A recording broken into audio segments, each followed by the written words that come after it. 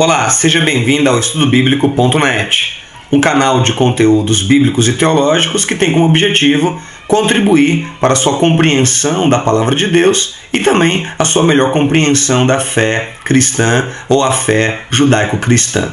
Aqui nesse canal você vai ter conteúdos os mais diversos possíveis. Conteúdos que estão organizados por temáticas. Teremos conteúdos a partir das temáticas bíblicas, conteúdos a partir das temáticas teológicas, temáticas históricas, temáticas judaicas, as temáticas mais diversas que você possa imaginar. Esse canal tem como objetivo ser um acervo de conteúdos para ajudar você que gosta de estudar a Palavra de Deus, que gosta de se aprofundar no conhecimento das coisas relacionadas à fé cristã, à Bíblia Sagrada, que nesse conteúdo você vai ter aqui um acervo muito grande de materiais disponíveis para o seu enriquecimento acadêmico, pessoal e espiritual.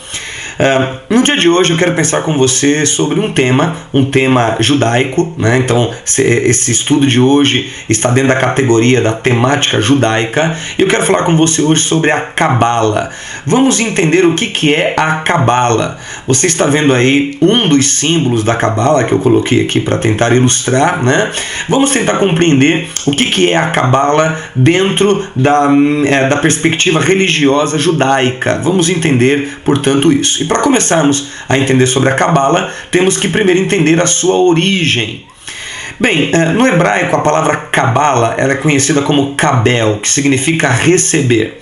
Ou seja, traz aquela ideia de receber tradições que são transmitidas e, portanto, são aceitas. A Cabala é o conhecimento místico e esotérico do judaísmo e ela está baseada na interpretação oculta da Bíblia. Ou seja, a Cabala entende que há na Bíblia algo mais oculto e que, portanto, precisa ser devidamente interpretado. E a partir dessa perspectiva da Cabala, outros elementos de outras religiões foram inseridos ao seu conjunto de pensamento e perspectiva.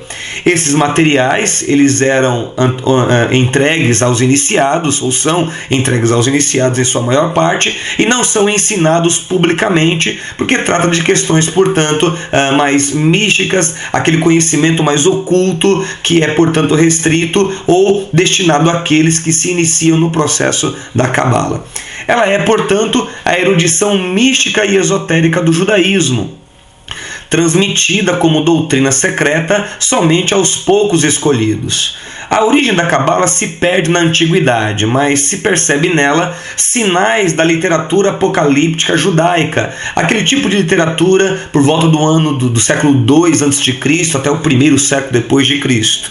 Além disso, também vemos nela influência do Talmud e do Midrash, e de origens não judaicas a partir do gnosticismo e do neoplatonismo, ou seja, a Cabala reúne alguns dos elementos de crenças e perspectivas a partir dessas vertentes que eu estou apresentando a você. Essas ideias da Cabala se espalharam, pelo que ela veio a exercer considerável influência sobre o pensamento dos líderes do povo e até do próprio povo judeu ao longo da história. As origens desse sistema, do sistema da Cabala, são obscuras, mas o tipo de atividade por ele representado, ou seja, a teosofia especulativa e a taumaturgia prática, encontra-se na literatura apócrifa e na Midrash. Durante seu desenvolvimento, muitas correntes de pensamento fluíram para a corrente principal da Cabala, como as ideias do gnosticismo, do neoplatonismo, do neopitagorianismo, do zoroastrismo e do sufismo. Então nós vamos ver na Cabala alguns elementos de crenças e perspectivas a partir dessas correntes filosóficas e religiosas, como lhe apresentei. A Cabala teve o seu começo na Palestina, mas foi na Mesopotâmia, precisamente ali na região da antiga Babilônia, durante o período de 550 a 1000 depois de Cristo, entre os estudiosos judeus, também conhecidos como Gaonim. Foi durante esse período que ela experimentou o seu primeiro e sistemático desenvolvimento. Duas importantes obras cabalísticas surgiram na Mesopotâmia, naquela região da antiga Babilônia. A primeira obra foi o Sefer Yetzirah, o livro da formação, e é um estudo sobre os poderes criativos das letras e dos números. Uma outra obra importante é a Shiur Komah, a medida de altura, uma obra antropomórfica sobre as dimensões da deidade. E você sabe que o antropomorfismo é aquela perspectiva de atribuir características humanas a Deus ou atribuir características humanas a uma divindade. Vamos entender agora alguns movimentos da Cabala ao longo, da sua história. Bem, começando pela Babilônia, o centro da atividade cabalística, logo no seu início, naquela data que lhe apresentei anteriormente, o movimento passou para a Itália, para a Espanha, para a Provença, para a Alemanha, principalmente entre os séculos 9 e 10 depois de Cristo. A partir do século XVI, na Europa, houve um período significativo das atividades cabalísticas. O seu principal centro foi em Safed. Até hoje, Safed é uma cidade importante em Israel, um centro cabalístico.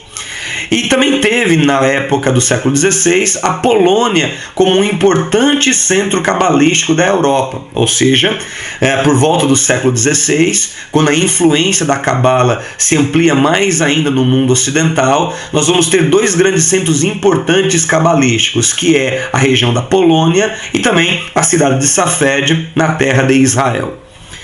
E foi a partir do século XVI, a partir da influência de uma escola de pensamento cabalístico, fundado por Isaac Luria, cujo foco era a redenção e o messianismo, que esse movimento começou a se popularizar na Europa Oriental, precisamente ali a partir da Polônia, passando a se chamar de chassidismo. Então, o chassidismo é um movimento que está profundamente baseado a partir da perspectiva cabalística presente no judaísmo.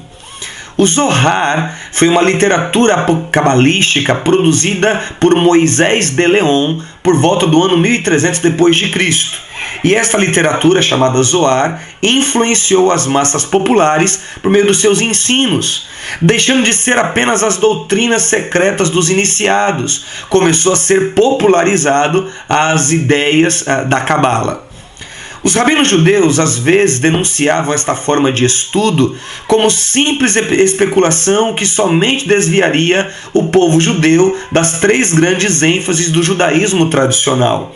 Ou seja, os rabinos tradicionais judeus não veem com muito bons olhos a Cabala, porque para eles a ênfase central do judaísmo tradicional é o arrependimento, a oração e as boas ações dos homens diante de Deus e diante dos seus semelhantes. Vamos entender um pouco da exegese da Cabala, como é que a Cabala interpreta a Bíblia, como que ela interpreta as questões da fé religiosa judaica. Bem, os cabalistas entendem que cada palavra da Bíblia, escrita em hebraico, e vale ressaltar que para eles o hebraico é uma língua divina, é a língua de Deus, bem como toda letra e cada sinal vocálico do hebraico e todas as suas possíveis permutas e combinações eram consideradas questões que encerravam profundos mistérios. Então, para os cabalistas, no texto hebraico, cada palavra, cada letra, cada sinal vocálico tem ali um mistério que precisa ser revelado ou precisa ser descoberto, porque para eles, os cabalistas, o hebraico é uma língua divina, o hebraico é a língua de Deus. A Bíblia ela é interpretada não apenas literalmente. Os cabalistas não se contentam apenas com uma interpretação literal. Eles fazem uma interpretação alegórica, homilética e anagógica, com a esperança de desvendar sentidos ocultos e, segundo eles, profundos que se encontram na Bíblia Sagrada.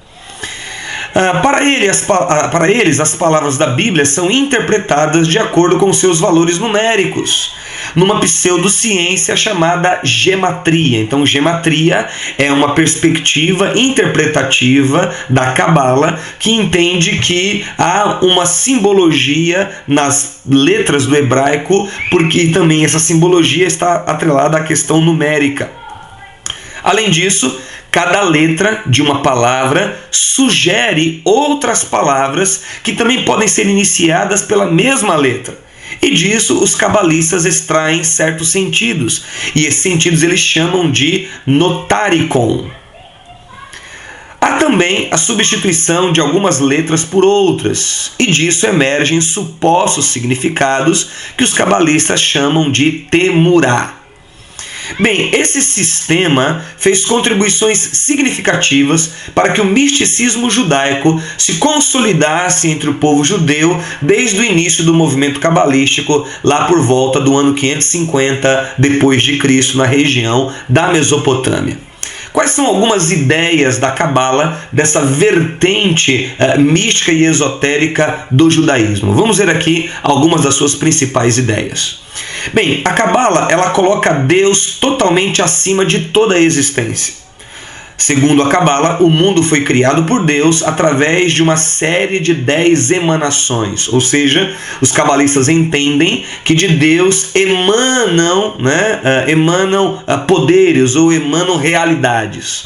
Mediante as boas obras, o judeu piedoso supostamente afeta as várias emanações e, em última análise, ele afeta a Deus em favor da humanidade. Então, no pensamento cabalístico judaico, a prática das boas obras é uma tentativa de poder influenciar as emanações de Deus, chegando até ao próprio Deus, onde ele se moverá para agir em favor daqueles que caminham e que andam de um modo mais justo. Algumas das suas ideias principais, portanto. A primeira, a letra A. Para eles, a partir de Deus, do Deus Criador, do Deus único, há emanações de poderes ou há emanações de realidades. Além disso, os cabalistas entendem a doutrina das esferas, que eles chamam de sefirot, que seriam mediadores entre a luz divina e a criação física. Terceiro, muitas ordens de anjos e demiurgos, ou divindades menores, divindades não, ou criaturas inferiores ao Deus Supremo, facilitam a comunhão entre Deus e o homem. Outro pensamento que está presente na Cabala é a ideia da reencarnação. E segundo os cabalistas, a reencarnação visa a purificação da alma. Além disso, para eles, o pecado consiste na separação entre o homem e o ser divino, ao passo que a perfeição consiste na eliminação desse estado de separação, ou seja, aproximar-se mais de Deus. Os cabalistas creem também na perspectiva ou na figura do Adão Kadmon, que para eles é um homem primordial do qual se derivou o homem terreno. E este Adão Kadmon é a união dos sexos, da qual o homem e a mulher são meros reflexos. Então, segundo eles, o Adão Kadmon é, portanto, este homem primário, este homem primordial, este homem essencial, que tem a junção dos dois sexos em si e que a partir dele, portanto, se derivou o homem e a mulher como nós assim os conhecemos.